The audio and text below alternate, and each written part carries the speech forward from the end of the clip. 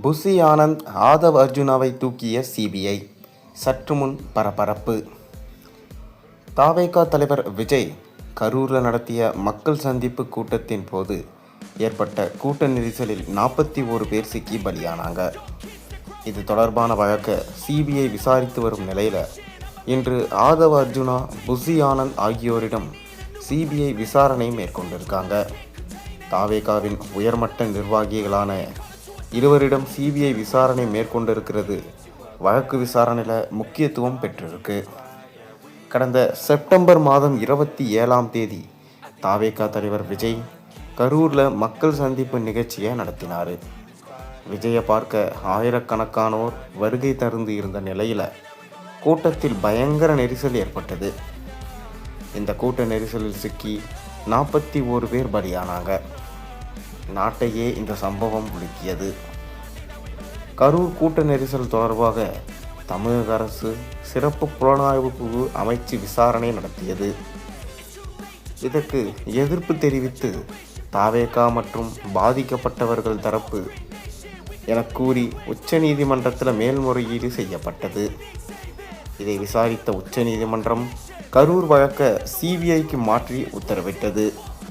விசாரணையை கண்காணிக்க உச்சநீதிமன்ற ஓய்வு பெற்ற நீதிபதி ரஸ்தோகி தலைமையில் குழு ஒன்றையும் அமைச்சே உத்தரவிட்டிருந்தாங்க. உச்சநீதிமன்ற உத்தரவின்படி கரூர் வழக்கை சிபிஐ விசாரித்து வருது. கூட்ட நெரிசலில் ஏற்பட்ட வேலுசாமிபுரம் பகுதியில் உள்ள வியாபாரிகள் உள்ளிட்ட பல்வேறு தரப்பினரை நேரில் ஆஜராக சொல்லி சிபிஐ விசாரணை நடத்தியது. கூட்ட நெரிசலில் ஏற்பட்ட சாலையை நவீன கருவிகள் கொண்டு அளவீடு செய்தும் சிபிஐ விசாரணை நடத்தியது. விஜய் பிரச்சார பேருந்தில் இடம்பெற்றிருந்த சிசிடிவி காட்சிகளையும் சிபிஐ பெற்று விசாரணை நடத்தி வருது.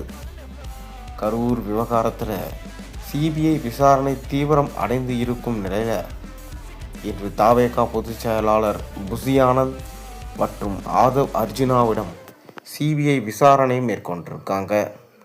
சிபிஐ விசாரணைக்காக இருவரும் கரூரில் உள்ள சிபிஐ முகாம் அலுவலகத்தில் ஆஜராகியிருக்காங்க.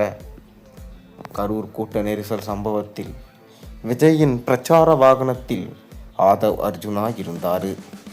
அதேபோல நிகழ்ச்சிகளை ஒருங்கிணைத்தவர் என்ற அடிப்படையில் புஷி ஆனந்த் மீது தமிழக அரசு அமைத்த எஸ்ஐடி வழக்கு பதிவு செய்து இருக்கு.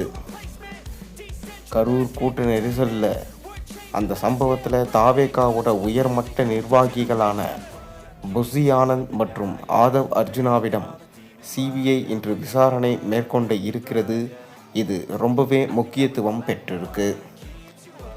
ஆதவ் அர்ஜுனாவும் புஷி ஆனந்தும் சிபிஐயிடமிருந்து தப்பிப்பார்களா? ஒருவேளை அவர்கள் சிறை சென்று தண்டனை பெற்றால் எத்தனை ஆண்டுகள் வரை அவர்களுக்கு சிறை செல்ல வாய்ப்பு இருக்கிறது? உங்கள் கருத்துக்களை நீங்கள் கீழே கமெண்ட்டில் சொல்லுங்கள்.